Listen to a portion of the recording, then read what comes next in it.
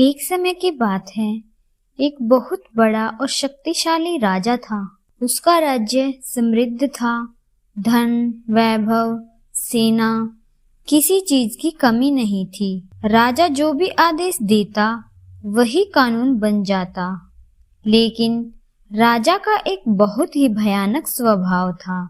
जो भी व्यक्ति छोटी सी गलती करता उसे 10 बड़े और खूंखार कुत्तों के सामने डाल दिया जाता और कुत्ते उसे नोच नोच कर मार डालते। पूरा राज्य राजा के इस क्रोध से डरता था। लोग गलती से नहीं, डर से जीते थे। राजा का मंत्री एक समझदार और ईमानदार व्यक्ति था। वह अक्सर राजा के इस स्वभाव की मन ही मन आलोचना करता था। लेकिन एक दिन मंत्री से भी एक छोटी सी गलती हो गई। जब राजा को यह पता चला तो उसका चेहरा क्रोध से लाल हो गया। उसे तुरंत सिपाहियों को आदेश दिया, मंत्री को कुत्तों के बाड़े में डाल दो। मंत्री ने हाथ जोड़कर कहा, महाराज, मुझसे गलती हुई है, मुझे क्षमा कर दीजिए। लेकिन राजा ने कठोर स्वर में कहा, जो कह दिया सो कह दिया। तभी मंत्री ने कहा, महाराज, मेरी एक अंतिम इच्छा है, मुझे केवल 10 दिन की मोहलत दे दीजिए। राजा ने कुछ सोचकर कहा, ठीक है, 10 दिन बाद सजा अवश्य मिलेगी।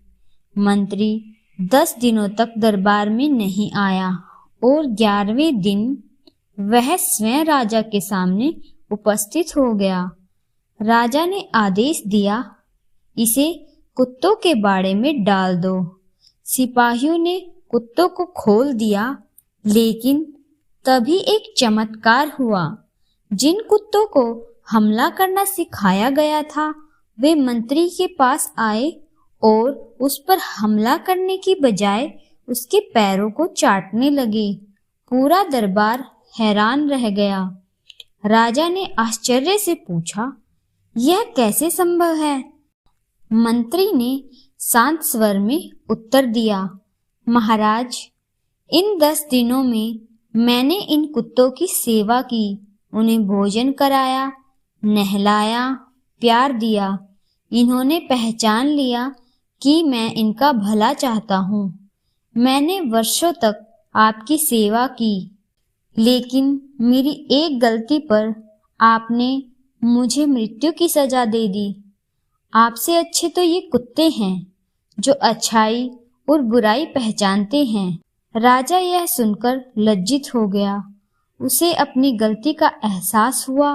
उसने मंत्री को गले लगाया और अपने क्रोध पर नियंत्रण करने का प्रण लिया। हमें हमेशा सोच समझकर निर्णय लेना चाहिए। किसी की एक गलती के लिए उसे जीवन भर की सजा नहीं देनी चाहिए। क्षमा करने की शक्ति ही सच्ची महानता है। अगर आपको यह कहानी पसंद आई हो तो वीडियो को लाइक करें, चैनल को सब्सक्राइब करें और ऐसी ही प्रेरणादायक कहानियों के लिए हमसे जुड़े रहें। मिलते हैं अगली कहानी में। धन्यवाद।